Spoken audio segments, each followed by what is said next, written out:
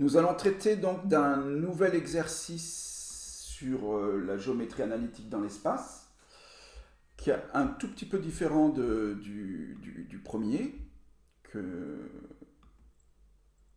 que vous avez probablement vu. Alors, c'est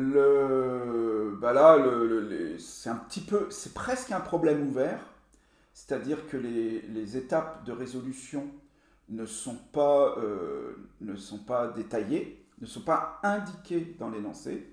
On vous dit juste, on vous donne deux points, et on vous demande les coordonnées du point d'intersection entre la droite AB et le plan OIK. Alors le plan OIK, il faut réussir à se le représenter. Il faut, volontairement, je ne fais pas de dessin parce que, alors soit d'une part, mettez-vous dans une situation où vous êtes en train de réaliser un devoir papier. Vous avez cette question-là qui est tout à fait, qu'on peut tout à fait poser lors d'un devoir. Et, et donc, il faut bien se débrouiller. Donc, c'est à vous. Ce que je vous conseille de faire, c'est de dessiner un repère OIJK et de voir à quoi correspond le plan OIK et vont être les particularités des points qui se situent dans ce plan. Alors je vais le dire le moment venu, mais pour l'instant, on va définir les étapes de réalisation de cet exercice. Donc je cherche les coordonnées du point d'intersection entre la droite AB et le plan OIK. Ça suggère que la droite et le plan sont séquents. Hein. De toute façon, quand je vais chercher les coordonnées, si je trouve les coordonnées d'un point, c'est que ça prouve en même temps que la droite est séquente avec le plan en question. Alors, première étape. La première étape va constituer dans la recherche, parce que je n'ai pas quand même grand-chose à ma disposition pour définir une droite. J'ai ces deux points, mais là, ça ne va pas m'être très très utile pour trouver l'intersection de cette droite avec un plan. Et donc, je sais écrire la représentation paramétrique d'une droite. Alors, je vais le faire. Pour pouvoir déterminer la représentation paramétrique d'une droite, il faut que j'ai besoin de deux choses. Un point de la droite, voilà, j'en ai deux, donc ça va être simple, et un vecteur directeur de la droite. Mais puisque j'ai deux points, A et B, un vecteur directeur de la droite, c'est le vecteur AB. Donc c'est la première chose que je fais. Je calcule les coordonnées du vecteur AB. Donc 5 moins 3, ça fait 2. 2 moins 2, ça fait 4. Et 0 moins 4, ça fait moins 4. Donc ça, c'est les coordonnées d'un vecteur directeur de la droite AB. Eh bien, ça me suffit. J'ai un point, j'ai un vecteur directeur pour déterminer la représentation paramétrique d'une droite. Ici, je mets les coordonnées d'un point. Alors, je peux mettre les coordonnées de A ou de B. Ça ne changera rien au fait que ça définisse parfaitement ma droite AB, même si ces nombres-là sont différents. La représentation paramétrique sera bien la représentation paramétrique de la droite AB. Et puis là, ici, comme coefficient du paramètre t, je mets les coordonnées du vecteur AB que je viens de calculer. Voilà, ça c'est la représentation paramétrique de la droite AB. Alors à quoi ça va me servir cette affaire Pour que ce soit plus pratique, on va donner un nom à la... On va donner un nom à la... au point d'intersection, part du principe qu'il existe. S'il existe, on lui donne un nom, on l'appelle C.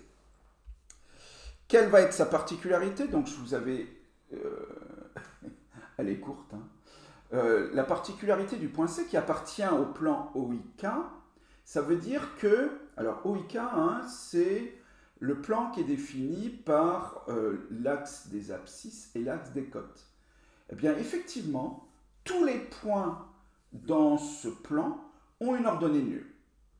Alors, ça peut se comprendre sans faire de dessin, mais ce que je vous conseille, si vous avez des difficultés à comprendre ce truc-là, c'est de quoi? C'est de faire le dessin d'un repère et puis essayer de réfléchir à quelles sont les ordonnées des points qui appartiennent au plan OIK, donc bien se repérer quel est le plan OIK et de constater effectivement que forcément les ordonnées sont nulles.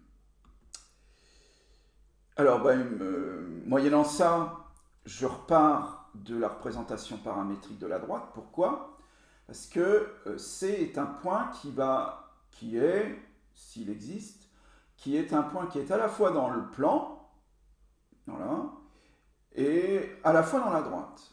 Donc, ces coordonnées doivent vérifier une formule de ce type-là. Mais je sais, je viens de le dire, que YC est égal à 0. Alors ça, bah, c'est génial parce que ça va me permettre de trouver, s'il existe, le paramètre du point C. Cette équation-là, si je la résous, me donne le paramètre. Alors une nouvelle fois, il faut que le paramètre soit le même dans les trois équations pour que ça marche. Donc forcément, le résultat du calcul du paramètre dans cette deuxième équation devra être identique dans les deux autres équations. Je résous celle-là, ça fait 4t égale 2, t égale 2k1, donc t égale 1,5. Et je remplace t par cette valeur-là, 1,5, dans les deux autres équations. Donc là, par exemple, 2 fois 1,5, ça fait 1, 3 plus 1, ça fait 4. Ça me permet de trouver l'abscisse de C, dont il s'avère de plus en plus qu'il va exister. Il manque plus que je trouve un ZC et c'est bon. Et je ne vois pas pourquoi on ne trouverait pas de ZC, parce que quoi qu'il advienne, en faisant moins 4 fois 1,5, je trouve un résultat, en l'occurrence moins 2. Et quoi qu'il advienne, 4 plus ou moins le résultat que je viens de trouver, bah, ça existera aussi, donc fatalement, on va trouver quelque chose, en l'occurrence 2. Eh bien, la